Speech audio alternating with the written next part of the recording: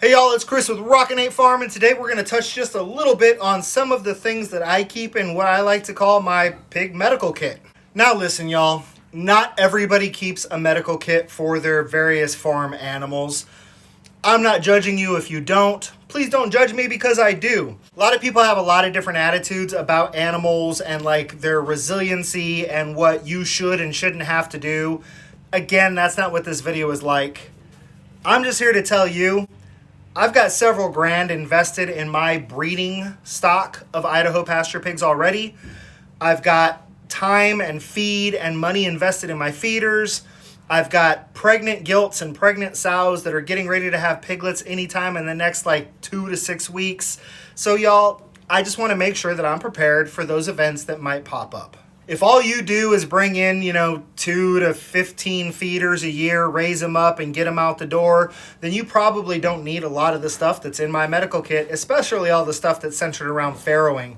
But if you're breeding and raising pigs from beginning through end of life and having pigs farrowed on your farm and breeding boars and breeding sows, etc., there's a lot of stuff in these kits that you're really going to need to have. Before we actually start breaking this kit open and seeing what all is inside, do me a favor. Hit that subscribe button, click that notification bell, and go check out the website, rockin8farm.com. All right, y'all. I picked up an inexpensive, relatively small medical bag that I think I got it off of Amazon. I'm not sure. I belong to a lot of the tactical and medical websites as well, but it was very affordable. It's just a bag. Basically, the purpose of it is I can keep it inside the house so that everything that's in it can be stored at a room temperature. But in the event that I have some sort of an emergency out on my farm, I can run, grab the bag, and I've got everything that I need. So we'll start breaking this bag open.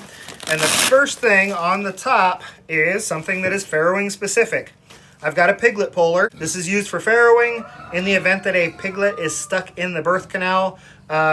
I've got large hands. I'm hoping that I never have to use this. I might have to run to get the wife or a kid to help me with it. But basically, this is something that with your hand, you insert into the uterine canal, slip it around, hopefully like the head and under the legs of the piglet, and then you can tighten it a little bit and pull them out. Like I said, hopefully I never have to use it, but I'd rather have it and not need it than need it and not have it. Again, farrowing related, just a little bit of lubrication gel.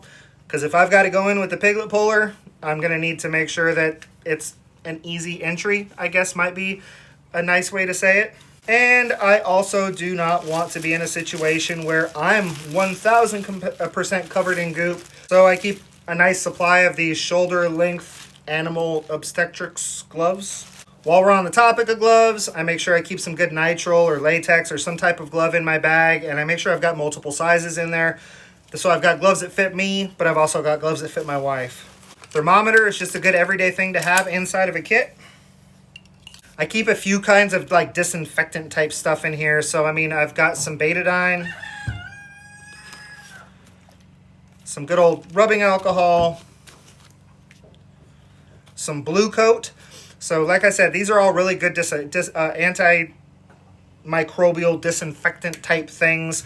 So in the event that I needed to do stitches on a pig, I could spray down and wipe down the area first before I started doing the stitches. I could use alcohol to clean out wounds. Blue Coat, this works really good when you're doing castrating. Slit, slip, slip, tug, tug, spray, on your way. I keep some gauze pads in here. Some good old-fashioned horse wrap. It's that clingy wrap that sticks to itself. So I make sure I keep 2 or 3 rolls of this in here. Still on the issue of wound care, I've got some little tubes of bleed stop. So basically what this is it's a wound clotting agent. When you dump the powder into the wound, it makes the blood coagulate and hopefully stops the bleeding. And again, I make sure I keep several tubes of that in here. You heard me talk about stitches earlier. I keep about 3 or 4 of these suture kits on hand. Again, and I'm going to repeat this several times as I start to go through this, but this is all stuff that hopefully I never have to use. But again, I would rather have an animal suture kit on hand and never need it than be in a position where I really need it and not have it.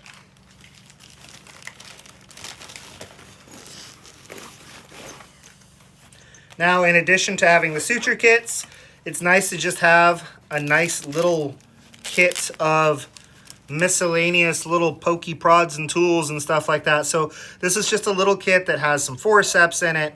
It's got some tweezers in it. It's got a little pair of scissors in it.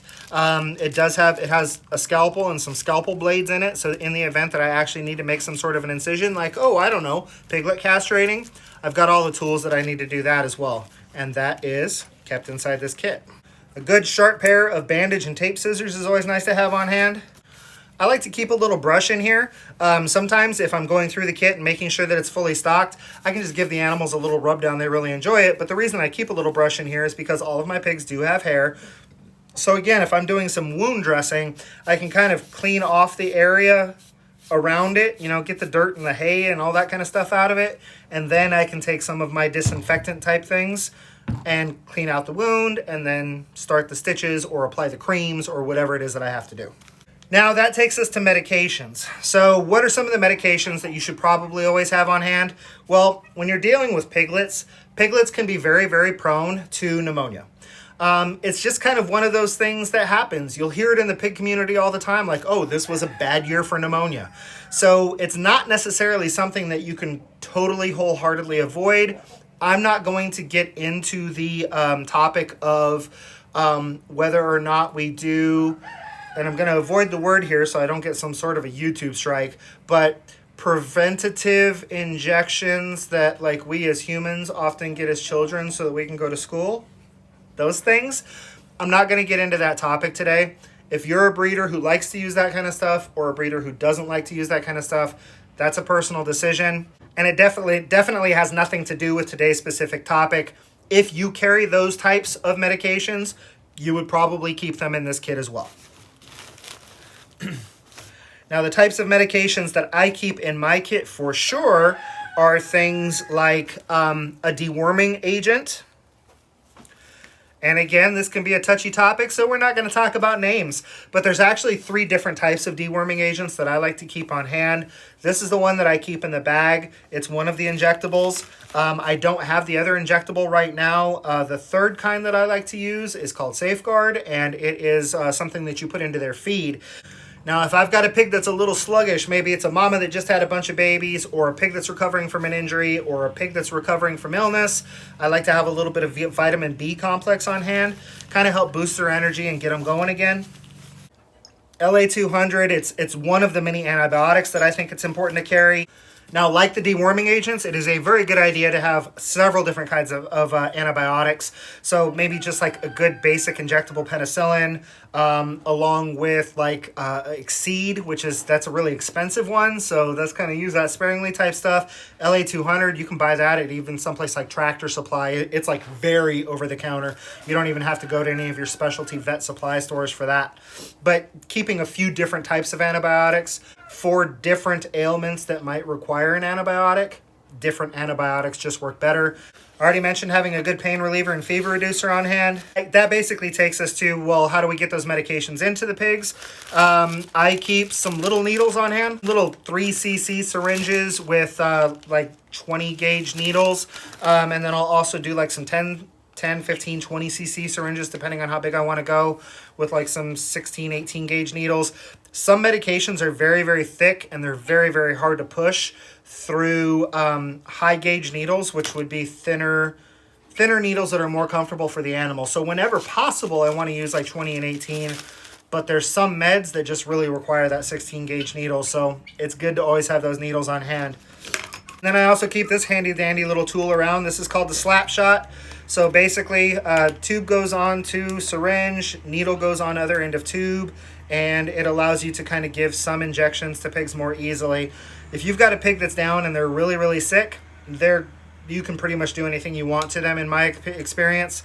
Little piglets, you can almost hold them with one hand and do what you need with the other hand, but if you've got 2 people, piece of cake. But if you've got a pig that's, 200, 300, 400 pounds and they're feeling good enough to fight you, or like, for example, with the deworming agents, there's nothing wrong with them. They're not sick. So getting a needle in the neck and being able to push it in before they start running all over the place can be tough. With this little slap shot, it's a pretty handy dandy little tool. You basically go up and kind of pat them on the neck, and then with one of those pats, you slip the needle in and quickly inject the thing, and when you pull back, the needle pulls out. So slap shot works really, really well for delivering a lot of the medications to a lot of the animals. Now that just brings us to a last few things here. You know, you saw me pull out like one type of deworming agent. I told you I've got another one on order. You saw me pull out one type of antibiotic. I've got 2 more types of antibiotics on order. It's taking a while to get a lot of this stuff in right now, so there are a few things missing from my kit. And then there's also a few things that I just don't keep in my kit because it's not emergency stuff. I can go into the house and get it as I need it. I like to keep a good source of electrolytes on hand. You never know when an animal's just gonna need a little bit of a boost. If we've got a mama that's having some problems and she can't feed the piglets, I like to make sure I keep a milk reducer on hand as well. And like goat and lamb milk kind of does best for the piglets. If you raise sheep and goats, then that's awesome. You don't even need the milk replacer, really. I know a lot of people that just give their piglets actual goat's milk. We don't have goats, we don't have sheep, so I've got the basically baby formula version of it that I can mix up with some water in a pan and see if I can get them to drink it, and if not, then I can use a little medicine dropper and put a few drops in a time in their mouth. And then one last thing that I just like to kind of keep around, it's not in the medical kit, I just grab it and use it as I need, is just a good probiotic, and I have found this to be a pretty good probiotic. I feed my pigs a complete feed, so it technically has probiotics in it, but you know, a little extra dose of good gut health stuff every once in a while certainly ain't gonna hurt. Now that was a really quick rundown, a really quick run through. I'll do kind of a quick recap so that y'all can kind of put together a kit that's maybe more simplified than mine. Again, if you're not farrowing on farm, you don't need the farrowing supplies. You don't necessarily need like the lubricating gel, although it's still not bad to have. I mean, squirt a little bit on the end of your thermometer before you check a temp. That's a nice thing to do for your pig. But you may not need the shoulder length gloves. You definitely don't need the piglet polar, etc. So farrowing supplies in my bag, maybe not in yours. Definitely some type of antiseptic, something you can clean wounds and flush wounds with. Even a little saline squirt bottle might not be a bad thing to have. I don't have that in mine, but it's a good idea, I guess. Something you can kind of mop up blood with or make bandages with. Some different types of medications that you may need for illnesses that are common in your area or just illnesses that you know are common in general. Some type of deworming agent, a way to deliver all of those medications, scissors, bandages, you know, I mean, just basic stuff. And to be honest with you, if I go in and I put this next to my personal human being, hey, I just cut myself, go grab the emergency med kit, and I put these two things side by side, they're gonna look a lot alike. I mean, with the exception of like a lot of the injectables, I mean, the kits really look a lot alike. I mean, I have actually this same blood clotting agent in my other kit. I keep the same gloves in my other kit. I keep some antiseptic in my other kit. So that's a basic breakdown of what goes into the Rockin 8 Farm Pig Medical Kit. I still want to get some hoof nippers in here, just so I can make sure that if a pig cracks a hoof, I've got the tool that I need to kind of clean it up for them so it doesn't get any worse. I hope this gave you some good ideas about just kind of putting together a basic medical kit for your animal. If you have any questions, if you have any comments, if you have any concerns, feel free to drop them down in the comment section, or you can always shoot me an email at rockin8farm@gmail.com. That's ROCKIN, the number 8, FARM @gmail.com. Start picking things up a few bottles at a time because putting together a kit all at once can be kind of pricey. But just start grabbing the stuff that you need so that when you run into those events, you're not scrambling like I was last spring, trying to find somebody who had the medications that I needed to give to my piglets who had pneumonia. I think for y'all, it would be much better to be proactive rather than reactive like I was. So go ahead and learn that lesson from me. This has been Chris with Rockin 8 Farm, and until I see y'all again, be happy and live healthy.